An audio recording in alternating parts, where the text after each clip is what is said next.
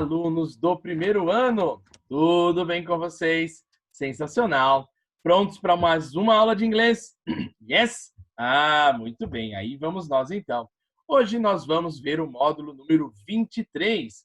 Esse módulo 23 está na página 431. Portanto, pega o seu livro, abra-o na página 431, módulo 23, e hoje nós teremos um módulo de texto. Nesse módulo de texto, olha só o título dele, It's a Mad World, ou seja, é um mundo realmente louco.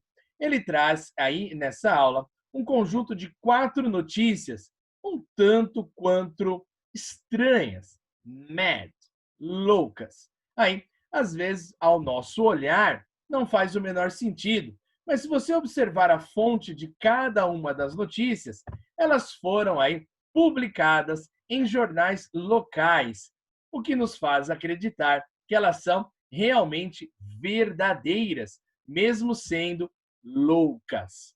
Te deixei curioso? Ah, muito bem. Essa era a intenção. A aula de hoje nós vamos ver o vocabulário para que você depois possa voltar no texto, lê-los e entender por que o título dessa aula, por que o título desses 4 textos é It's a Mad World. Muito bem, vamos lá? Pensar no nosso vocabulário. Então, começando com o primeiro exercício, ele pede para nós traduzirmos a expressão elderly. Toda vez que nós estivermos falando sobre elderly, a gente está falando do termo idoso. Portanto, he's an elderly gentleman with gray hair. A ideia de que ele é um senhor idoso, né? Já é um senhor idoso. E a ideia do gray, a ideia do cinza, está tratando do cabelo dele, gray hair.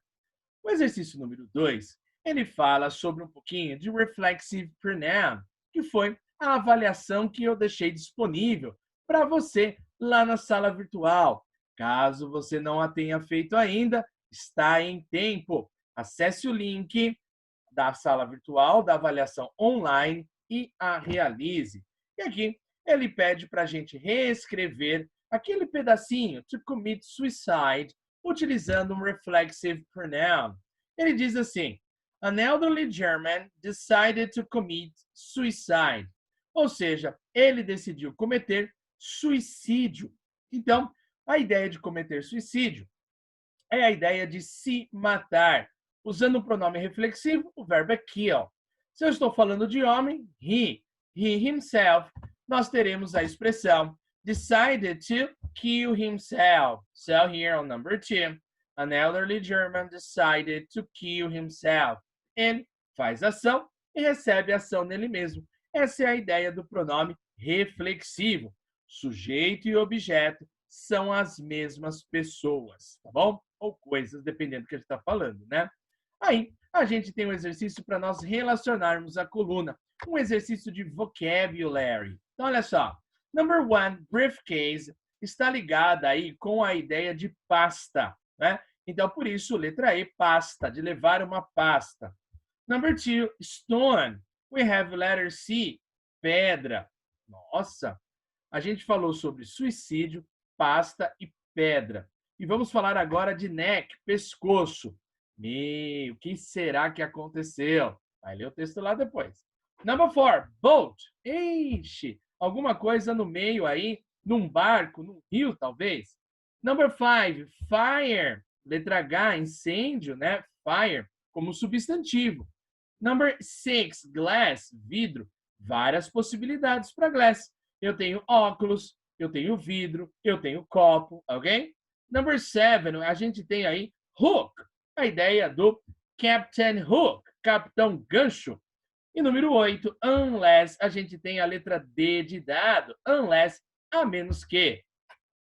Aí, ele traz um outro exercício com a palavrinha sleep. E olha só, a gente tem 10 sentidos para a palavra sleep.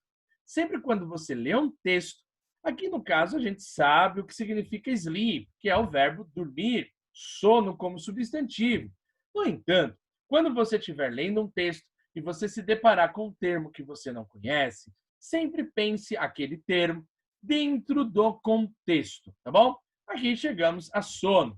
E pensando nas formas do verbo sleep, olha só, chegamos na número 2, cujo passado de sleep é slept.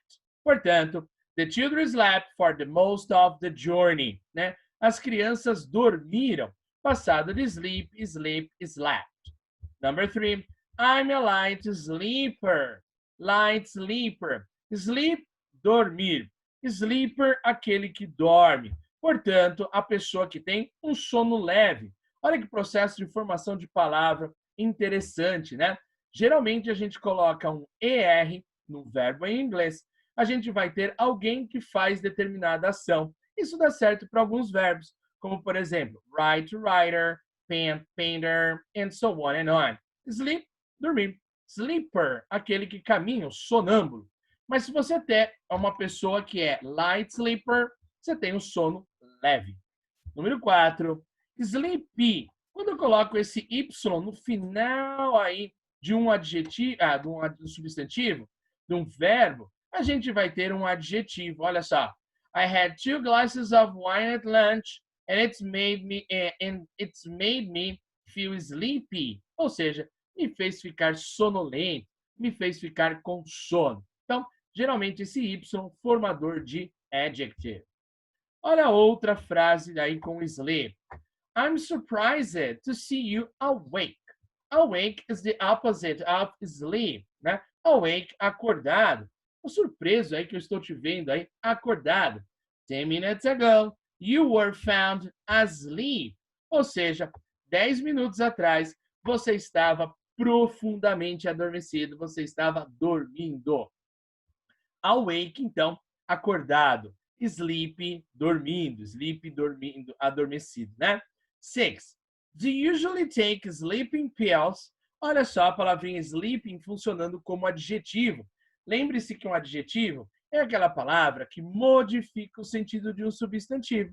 Pills são as pílulas. São qualquer pílulas? Não, são soníferos. Portanto, sleeping é adjetivo, a expressão sleeping pills, a gente tem sonífero em português. Número 7, a gente tem uma expressão. Às vezes, essas expressões idiomáticas, a gente não tem como traduzir ao pé da letra. Qual é o significado de sleep like a log? Dormir feito pedra, dormir como pedra, né? É a mesma coisa como eu digo, it's a piece of cake. Quando eu falo it's a piece of cake, eu estou falando que alguma coisa é realmente muito fácil. Então, sleep like a log, dormir feito pedra. Número 8, you shouldn't try to wake a sleepwalker. Então, você não deveria acordar se eu tenho sleepwalker, eu tenho um sonâmbulo. Então, número 8, sleepwalker, a ideia, ó, sleep, dormir, walk, andar, pus o ER, formei alguém que faz uma ação. Então, sleepwalker está falando sobre o sonâmbulo. Tudo bem? Sensacional, né? Inglês é realmente genial. O modo como as palavras vão se formando. É muito lindo de ver isso. Olha só, aí ele traz aqui uma tabelinha de verbos e ele pede para a gente colocar o passado e o particípio passado. Simples de tudo esse exercício. Tenho certeza que você faz aí com os pés nas costas. To read, read, read. To steal, stole, stolen. Undergo, underwent, undergone. E, teacher, o que é esse verbo undergo? Undergo é se submeter a alguma coisa. Por exemplo, se submeter a um tratamento médico, se submeter a uma consulta. Isso é undergo. Como a gente tem como base principal o verbo go, então é o go que muda. Go, went, gone, undergo, underwent, undergone. Ok? Number 4, o verbo é to break. O verbo quebrar, partir. Passado, broke. Particípio passado, broken. Break, broke, broken. E number 5 fica igual a set, set, set. Tá bom? Pulei aqui, olha só, o Rhine. O nome do rio, né? Então, esse rio, ele é aí o rio Reno, lá na Alemanha. Completem aí. Então, no número 5, it's a river in Germany, cuja tradução é Rio Reno. Rio Reno, lá na Alemanha. E o que será que aconteceu no Rio Reno? No barco, as pedras, o pescoço, sonífero. It's a mad world. Muito bem.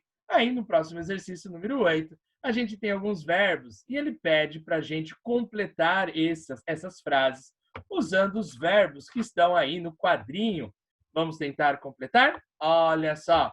To tie é o verbo amarrar. To tie.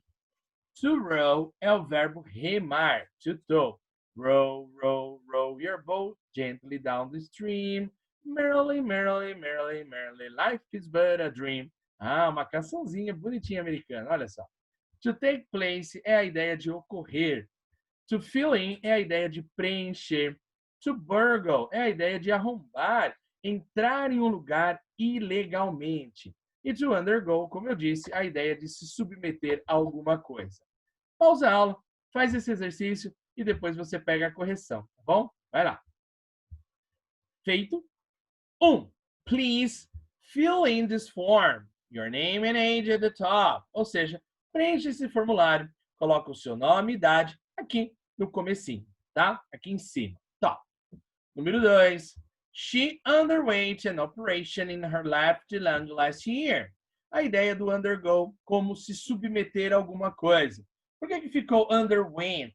Porque last year está marcando que é o tempo passado. Já aconteceu. Portanto, preciso passar o verbo para o passado. Passado de undergo, underwent. Número 3. The older remedy for a sore throat was to tie a old sock around your neck. Olha só, uma coisa aí curiosa, né? Um velho remédio aí, coisas antigas de tradição, para dor de garganta, sore throat, era aí amarrar uma meia velha em volta do pescoço. Olha que curioso isso. Número 4. Her wedding will, ou seja, a ideia de ocorrer. Qual é o verbo ocorrer? Take place. Então ficou her wedding will take place on December the 17th. Então, o casamento ocorrerá no dia 17 de dezembro. Number 5. They had to row the boat back home. Então, eles tiveram que remar o barquinho de volta para casa. Number 6. To burgle a building is to enter it illegally and steal things from it. Então, to burgle, aquela ideia de arrombar, entrar ilegalmente em algum lugar. Ele está dando aqui a definição de burgle. Burgle vai dar aí o substantivo burglar. Burglar é aquele ladrão que entra nos lugares ilegalmente, entra nas casas, entra nos escritórios, arrombando a porta, né? Essa é a ideia do burglar, tá bom? Muito bem. Na parte 8, ele traz um falso cognato, que é actually. E ele fala o seguinte, actually is a false friend, e nós já estudamos, portanto, fica fácil a gente responder essa. Actually significa realmente ou de fato, né? Aí a gente tem actually. Aí, traduzindo essa frase, olha só, ele realmente mencionou isso? Did she actually mention it? Né? A ideia de actually como realmente, de fato, na verdade. E aí, how would you say atualmente in English? A ideia do atualmente é a ideia do nowadays. A gente confunde com actually, mas actually nunca, nunca, nunca vai poder ser hoje em dia ou atualmente, tá bom? Seguindo mais um exercício, aqui o exercício 9, ele pede para a gente traduzir as expressões de acordo com o contexto, assim como você tem de fazer quando você está fazendo uma prova. Há uma prova lendo um texto, aliás, né? Número 1. The castle has splendid grounds. Grounds, então, ligado à ideia de áreas ou gramados. 2. She took her diary and read the entry for November 25th. Entry é a ideia do item, um apontamento dentro de um diário.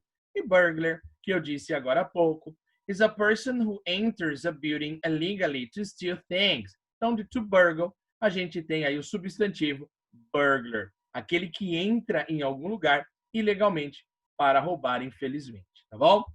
Aí, ele fala para a gente não confundir duas palavrinhas, falsos cognatos, to pull e to push. Ou seja, a ideia de pull, a ideia de empurrar ou a ideia de puxar. Ah, olha lá. To pull, a ideia de puxar. E to push, a ideia de empurrar. Cuidado, já vi muita gente batendo a cara na porta porque não soube interpretar. Se push, eu puxo ou será que eu empurro? Então, não confunda mais, tá? To pull, a ideia aí, então, de puxar. E to push, a ideia de empurrar. Tudo bem? Sensacional. E para nós terminarmos a nossa aula, a gente tem aqui um exercício para você relacionar todo esse vocabulário que a gente viu em português, mas relacionar os sinônimos. Ele traz as palavrinhas em inglês e ele pede para você relacionar esses sinônimos aqui também em inglês. Então, olha só, número 1, a gente tem mad, que eu disse que é o título do texto. Quando eu falo em mad, eu estou falando em louco. Portanto, número 1, a gente vai marcar a letra H, crazy. Número 2, elderly é aquela ideia de a pessoa idosa, a pessoa mais velha. Portanto, elderly, a gente tem a letra E, old. Number 3, a lot of, a gente tem a ideia de muitos. Portanto, letra B, many. Number 4, take place, nós já vimos o que significa, que é ocorrer. Portanto, letra G, o sinônimo happen. Number 5, as, a ideia da letra A, enquanto. Número 5, unnamed. Sempre o N é um prefixo negativo. Portanto, uma pessoa que é unnamed, essa pessoa é anonymous, ou seja, ela é anônima, tá bom? Número 7, actually, a gente vai ter a letra C, a ideia de really, de fato, realmente. E a número 8, so, nós vamos ter a letra F, a ideia conclusiva de então. Belezinha, primeiro ano, muito bem. O que eu deixo de tarefa para você fazer agora? A cereja do bolo. Reler o texto, reler não, ler os textos, os 4 textos que o teacher deixou lá para vocês no começo da aula, chamado It's a Mad World. E você vai fazer as questões de interpretação de texto. Vocês têm, então, 3 questões de interpretação para fazer, questões modelo Enem, extremamente importantes. Então, volte no texto, leia os textos e faça essas 3 questões de interpretação.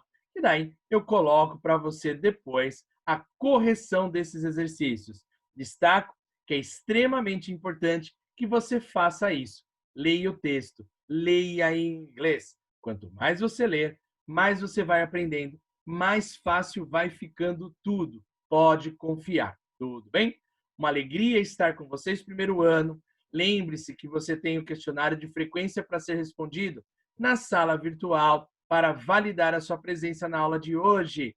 Lembre-se que se você não fez a avaliação ainda, acesse o link e faça. Um abraço para você e até a nossa próxima aula. Bye, bye!